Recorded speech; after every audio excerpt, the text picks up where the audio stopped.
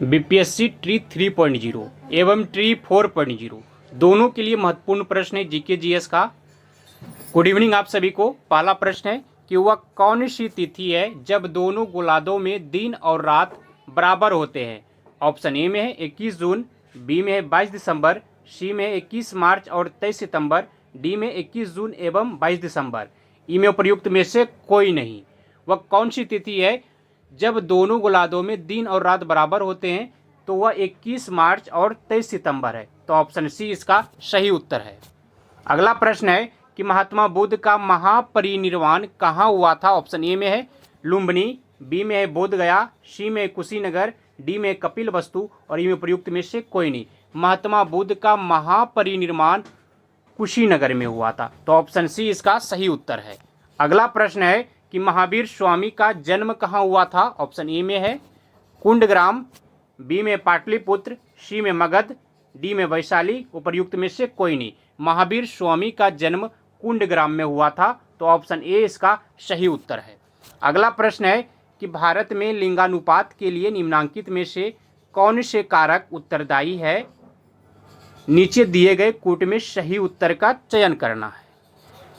एक में है कि उच्च मातृ मृत्यु दर, बी में बालिका भ्रूण हत्या और 3 में है उच्च बालिका मृत्यु दर, 4 में है बालिकाओं की तुलना में अधिक बालकों का जन्म। कौन सा इसमें उत्तरदायी कारक है ये बताना है। तो कौन सा सही हो जाएगा। इसमें सभी कारक उत्तरदायी है, 1, 2, 3 एवं 4। उच्च मातृ मृत्यु दर भी, बालिका भ्रूण हत्या भी, उच्च बालिका मृत्यु दर भी और बालिकाओं की तुलना में अधिक बालकों का जन्म। तो ऑप्शन डी इसका सही उत्तर हो जाएगा। अगला प्रश्न हम लोग देख लेते हैं कि निम्नांकित राज्यों में से कौन छोटा नागपुर पठार का भाग्य नहीं है। ऑप्शन ए में है बिहार, बी में है झारखंड, सी में है उड़ीसा, डी में है पश्चिम बंगाल और ई में प्रयुक्त में से कोई नहीं। तो कौन सा नहीं है। तो प्रयुक्त में से उड़ीसा इसका भाग्य नहीं है। तो ऑप्शन सी इसका सही उत्तर हो जाएगा। अगला प्रश्न हम लोग देख लेते हैं कि भारत का वह अभयारण्य जिसमें हाथियों की सबसे अधिक संख्या पाई जाती है वह है। ऑप्शन ए में है दुधवा, बी में है काजीरंगा, सी में है मानस, डी में है नंदा देवी और ई में प्रयुक्त में से कोई नहीं। तो सही उत्तर हो जाएगा भारत का वह अभयारण्य कौन है। तो काजीरंगा है, जहाँ की हाथियों की सबसे अधिक संख्या पाई जाती है। तो ऑप्शन बी इसका सही उत्तर है।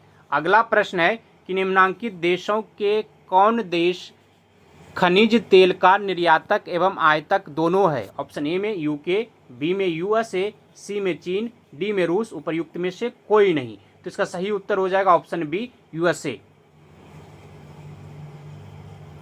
अगला ऑप्शन हम लोग देख लेते हैं। अगला प्रश्न कि निम्नलिखित देशों में कौन सा स्थल अवरुद्ध देश नहीं है। ऑप्शन ए में है अफगानिस्तान, लाइबेरिया, लाओस, लग्जमबर्ग, उपर्युक्त में से कोई नहीं। तो कौन सा नहीं है स्थल अवरुद्ध देश। तो लाइबेरिया नहीं है। तो ऑप्शन बी इसका सही उत्तर है। अगला प्रश्न है कि झंडा गीत किसने लिखा है। ऑप्शन ए में है रविंद्रनाथ टैगोर, ऑप्शन बी में है मैथिली शरण गुप्त, सी में बंकिम चंद्र चटर्जी, डी में श्यामलाल गुप्ता, उपर्युक्त में से कोई नहीं। तो इसका सही उत्तर है श्यामलाल गुप्ता। ऑप्शन डी इसका सही उत्तर है। श्यामलाल गुप्ता के द्वारा झंडा गीत लिखा गया है। तो ऑप्शन डी इसका सही उत्तर है। अगला प्रश्न है कि यूएनओ के चार्टर हस्ताक्षर हुए थे। ऑप्शन ए में है जिनेवा सम्मेलन में, बी में है डम्बरटन ऑक्स में, सी में है सैन फ्रांसिस्को सम्मेलन में और डी में है याल्टा सम्मेलन में, उपर्युक्त में से कोई नहीं। यूएनओ का चार्टर पे जो हस्ताक्षर हुआ था वह सैन फ्रांसिस्को सम्मेलन में हुआ था। तो ऑप्शन सी इसका सही उत्तर है। अगला प्रश्न हम लोग देख लेते हैं कि 1991 से 2001 के दौरान लिंगानुपात में सर्वाधिक दशकीय वृद्धि दर दर्ज की गई है। ऑप्शन ए में अरुणाचल प्रदेश में, बी में उत्तरांचल में, सी में छत्तीसगढ़ में, केरल में, उपर्युक्त में से कोई नहीं। तो इसका सही उत्तर हो जाएगा उस समय अरुणाचल प्रदेश में किया गया था। ऑप्शन ए इसका सही उत्तर है। अगला प्रश्न हम लोग देख लेते हैं कि भारत के नगरीय क्षेत्र में न्यूनतम शिशु मृत्यु दर पाई जाती है। ऑप्शन ए में है केरल, बी में है महाराष्ट्र, सी में तमिलनाडु, डी में गुजरात, उपर्युक्त में से कोई नहीं। तो इसका सही उत्तर हो जाएगा भारत के नगरीय क्षेत्रों में न्यूनतम शिशु मृत्यु दर केरल में पाया जाता है। तो ऑप्शन ए इसका सही उत्तर है। अगला प्रश्न है कि भारत में सोयाबीन का अग्रणी उत्पादक है। ऑप्शन ए में छत्तीसगढ़, बी में मध्य प्रदेश,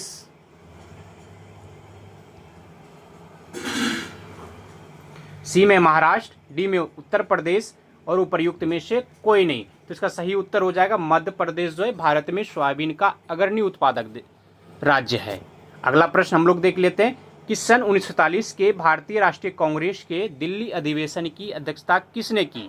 ऑप्शन ए में है जेबी कृपलानी, बी में है राजेंद्र प्रसाद, सी में जवाहरलाल नेहरू, डी में है अबुल कलाम आजाद, उपर्युक्त में से कोई नहीं। तो इसका सही उत्तर हो जाएगा तो जेबी कृपलानी ने की थी भारतीय राष्ट्रीय कांग्रेस के दिल्ली अधिवेशन की अध्यक्षता। तो ऑप्शन ए इसका सही उत्तर है। अगला प्रश्न है कि all India trade union Congress के प्रथम अध्यक्ष कौन है। ऑप्शन ए में बीवी गिरी, बी में पंडित नेहरू, सी में S.A. डांगे, डी में लाला लाजपत राय और ई में प्रयुक्त में से कोई नहीं। तो इसका सही उत्तर हो जाएगा all India trade union Congress का प्रथम अध्यक्ष लाला लाजपत राय है। तो ऑप्शन डी इसका सही उत्तर हो जाएगा। अगला प्रश्न है कि भारत छोड़ो आंदोलन के समय इंग्लैंड के प्रधानमंत्री कौन थे। ऑप्शन ए में चेम्बरलेन, बी में क्लीमेंट एटली, सी में चर्चिल, डी में मैकडोनाल्ड, उपर्युक्त में से कोई नहीं। तो इसका सही उत्तर हो जाएगा चर्चिल था उस समय। तो ऑप्शन सी इसका सही उत्तर है। अगला प्रश्न हम लोग देख लेते हैं कि गांधी इरविन समझौते के हस्ताक्षरित होने में किसने महत्वपूर्ण भूमिका निभाई। ऑप्शन ए में है मोतीलाल नेहरू, बी में तेज बहादुर सप्रू, सी में है मदन मोहन मालवीय, डी में है चिंतामणि और ई में उपर्युक्त में से कोई नहीं। तो इसका सही उत्तर हो जाएगा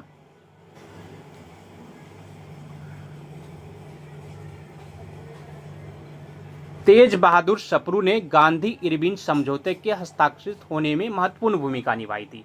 तो ऑप्शन बी इसका सही उत्तर हो जाएगा। अगला प्रश्न है कि अखिल भारतीय किसान सभा के प्रथम सत्र की अध्यक्षता किसने की। ऑप्शन ए में है स्वामी सहजानंद, बी में है NN रंगा, सी में PC जोशी, डी में इंदुलाल याज्ञिक और ई में उपर्युक्त में से कोई नहीं। किसने की थी तो स्वामी सहजानंद ने की थी। तो ऑप्शन ए इसका सही उत्तर है। अगला प्रश्न हम लोग देख लेते हैं कि सिंधु घाटी सभ्यता की विकसित अवस्था में निम्नलिखित में से किस स्थल से घरों में कुओं के अवशेष मिले हैं। ऑप्शन ए में है हड़प्पा, बी में है कालीबंगा, सी में लोथल, डी में मोहनजोदड़ो, उपर्युक्त में से कोई नहीं। तो इसका सही उत्तर हो जाएगा मोहनजोदड़ो से कुआं जो घरों से मिले हुए हैं, अवशेष मिले हैं। तो ऑप्शन डी इसका सही उत्तर है। अगला प्रश्न है कि हिंद महासागर तटीय क्षेत्रीय सहयोग के चार्टर पर हस्ताक्षर हुए थे, कब हुए थे। ऑप्शन ए में है अप्रैल 1993 को, बी में अप्रैल 1999 को, सी में मार्च 1997 को और डी में मार्च 2002 को, उपर्युक्त में से कोई नहीं। हिंद महासागर तटीय क्षेत्रीय सहयोग के चार्टर पर हस्ताक्षर मार्च 1997 में किया गया था। तो ऑप्शन सी इसका सही उत्तर है। अगला प्रश्न है कि संयुक्त राज्य अमेरिका के इतिहास में एकमात्र अनिर्वाचित राष्ट्रपति कौन थे। ऑप्शन ए में मुनरो, बी में निक्सन, सी में फोर्ड, डी में कार्टर, उपर्युक्त में से कोई नहीं। कौन थे तो वह फोर्ड था। तो ऑप्शन सी इसका सही उत्तर है।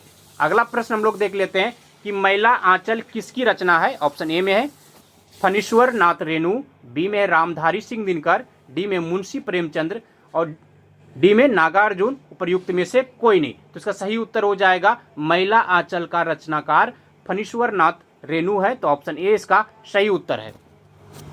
अगला प्रश्न है कि सेनेगल की राजधानी कहाँ है। ऑप्शन ए में है डकार, बी में है खार्तूम, सी में प्रिटोरिया, डी में किगोली, उपर्युक्त में से कोई नहीं। सेनेगल की जो राजधानी है डकार है और खार्तूम की राजधानी है सूडान और प्रिटोरिया की राजधानी है दक्षिण अफ्रीका और किगाली की राजधानी है रवांडा। इतना याद रखिए। तो ऑप्शन ए इसका सही उत्तर है। अगला प्रश्न हम लोग देख लेते हैं कि सोनार अधिकांशतः प्रयोग में लाया जाता है। ऑप्शन ए में है अंतरिक्ष यात्रियों द्वारा, बी में है इंजीनियरों द्वारा और सी में डॉक्टरों द्वारा और डी में नौ संचालकों द्वारा। सोनार अधिकांशतः प्रयोग में लाया जाता है अंतरिक्ष यात्री द्वारा, बी में इंजीनियरों के द्वारा या फिर सी में डॉक्टरों के द्वारा, बी में नौ संचालकों के द्वारा। तो सोनार का अधिकांशतः प्रयोग नौ संचालकों के द्वारा होता है, तो ऑप्शन डी इसका सही उत्तर है। अगला प्रश्न हम लोग देख लेते हैं कि अम्ल वर्षा होती है, ऑप्शन ए में है कारखानों से, बी में है कोयला जलाने से, सी में पेट्रोल से, डी में लकड़ी से, उपर्युक्त में से कोई नहीं। तो कहां पर हो जाएगा इसका ऑप्शन सही? तो अम्ल वर्षा होती है कारखानों से, उसी के कारण होता है, ऑप्शन ए इसका सही उत्तर है। अगला प्रश्न है गेहूं की खेती के लिए कौन से उर्वरक उपयोग करेंगे? ऑप्शन ए में नाइट्रोजन, बी में पोटेशियम, सी में तांबा, डी में लोहा, उपर्युक्त में से कोई नहीं। इसका सही उत्तर हो जाएगा तो नाइट्रोजन का उपयोग करते हैं गेहूं की खेती के लिए हम लोग उर्वरक के रूप में, तो ऑप्शन ए इसका सही उत्तर है। अगला प्रश्न है कि महासागर में ऊंची जल तरंगे कैसी होती है? ऑप्शन ए में भूकंप से, सूर्य से, तारों से, चंद्रमा से, उपर्युक्त में से कोई नहीं। तो इसका सही उत्तर हो जाएगा महासागर में ऊंची जल तरंगे चंद्रमा से होती है, तो ऑप्शन डी इसका सही उत्तर है। अगला प्रश्न है कि कमरे को ठंडा किया जा सकता है कैसे? ऑप्शन ए में पानी के बहने से, बी में रसोई गैसों से, सी में संपीड़ित गैस को छोड़ने से, डी में ठोस को पिघालने से, और ई में उपर्युक्त में से कोई नहीं। तो इसका सही उत्तर हो जाएगा कमरे को ठंडा किया जा सकता है संपीड़ित गैस को छोड़ने से, तो ऑप्शन सी इसका सही उत्तर हो जाएगा। अगला प्रश्न है कि प्रकाश में 7 रंग होते हैं, रंगों को अलग करने का क्या तरीका है? ऑप्शन ए में है एक प्रिज्म से रंग को अलग किया जा सकता है, बी में फिल्टर से रंगों को अलग किया जा सकता है, सी में पौधों से रंगों को अलग किया जा सकता है, और डी में रंगों को अलग अलग नहीं किया जा सकता, उपर्युक्त में से कोई नहीं। तो इसका सही उत्तर हो जाएगा कि एक प्रिज्म से रंगों को अलग अलग किया जा सकता है, तो ऑप्शन ए इसका सही उत्तर है। अगला प्रश्न हम लोग देख लेते हैं कि शक्कर का किण्वन से क्या बनता है? ऑप्शन ए में है इथाइल अल्कोहल, बी में एसिटिक एसिड, सी में मिथाइल अल्कोहल, डी में क्लोरोफिल, उपर्युक्त में से कोई नहीं। शक्कर का किण्वन से क्या बनता है? तो एसिटिक एसिड बनता है, तो ऑप्शन बी इसका सही उत्तर है।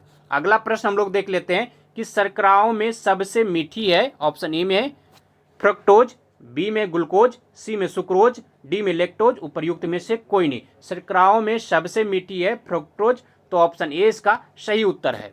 अगला प्रश्न हम लोग देख लेते हैं कि जब एक पत्थर को चांद की सतह से पृथ्वी पर लाया जाता है तो उसका क्या परिवर्तन होता है? इसका द्रव्यमान बदल जाएगा, फिर इसका भार ही बदल जाएगा, परंतु द्रव्यमान नहीं।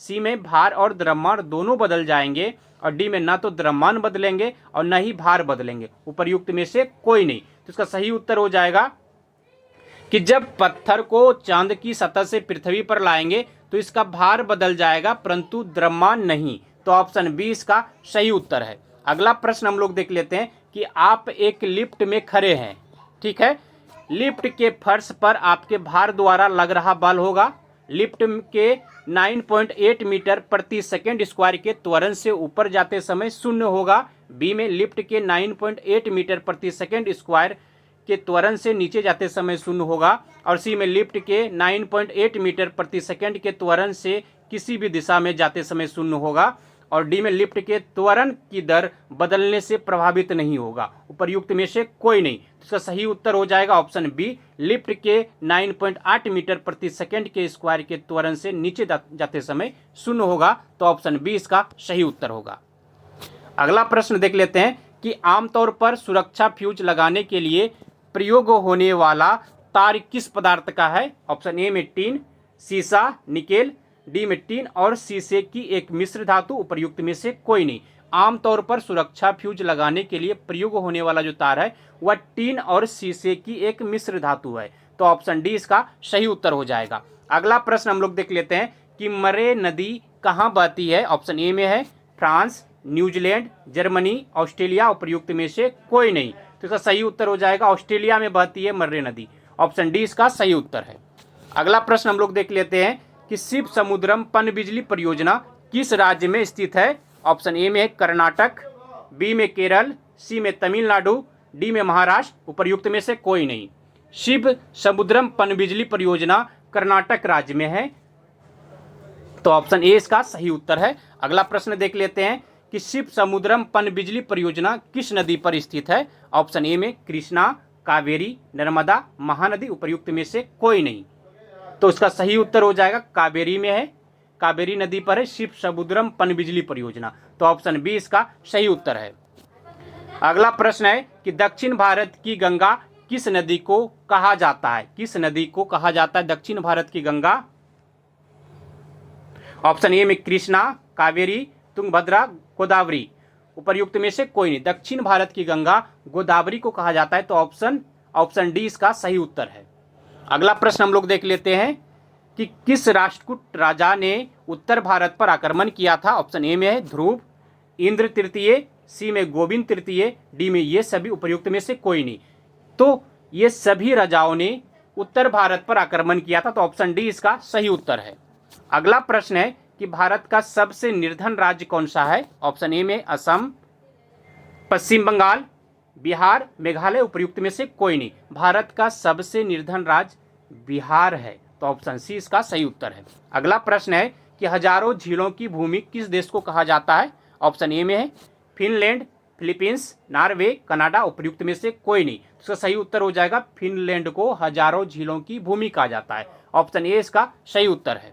अगला प्रश्न है कि हिंदू व्यू ऑफ लाइफ पुस्तक किसने लिखा था? ऑप्शन ए में है जवाहरलाल नेहरू, बी में डॉक्टर एस राधाकृष्णन, सी में बाल गंगाधर तिलक, डी में गोपाल कृष्ण गोखले, उपर्युक्त में से कोई नहीं। तो इसका सही उत्तर हो जाएगा कि हिंदू व्यू ऑफ लाइफ पुस्तक जो है डॉक्टर एस राधाकृष्णन ने लिखा था। तो ऑप्शन बी इसका सही उत्तर है। अगला प्रश्न हम लोग देख लेते हैं कि कामायनी पुस्तक को किसने लिखा था? ऑप्शन ए में है जयशंकर प्रसाद, बी में प्रेमचंद्र, सी में मैथिली शरण गुप्त, डी में सियाराम शरण गुप्त, प्रयुक्त में से कोई नहीं। तो इसका सही उत्तर हो जाएगा कामायनी पुस्तक को जयशंकर प्रसाद ने लिखा था। तो ऑप्शन ए इसका सही उत्तर है। अगला प्रश्न हम लोग देख लेते हैं कि भारत में सर्वश्रेष्ठ शौर्य पुरस्कार कौन सा है? ऑप्शन ए में वीर चक्र, बी में परमवीर चक्र और सी में अशोक चक्र, डी में महावीर चक्र, उपर्युक्त में से कोई नहीं। भारत का सर्वश्रेष्ठ शौर्य पुरस्कार कौन सा है? ऑप्शन बी परमवीर चक्र। धन्यवाद आप सभी को। जय हिंद। मिलते हैं अगले दिन फिर महत्वपूर्ण प्रश्नों के साथ आप सभी के सामने। जीके जीएस से संबंधित सभी प्रश्न महत्वपूर्ण रहते हैं, इसलिए आप सभी हर रोज इसे अवश्य देख लिया कीजिए। वीडियो अच्छा लगे तो लाइक कर दीजिएगा।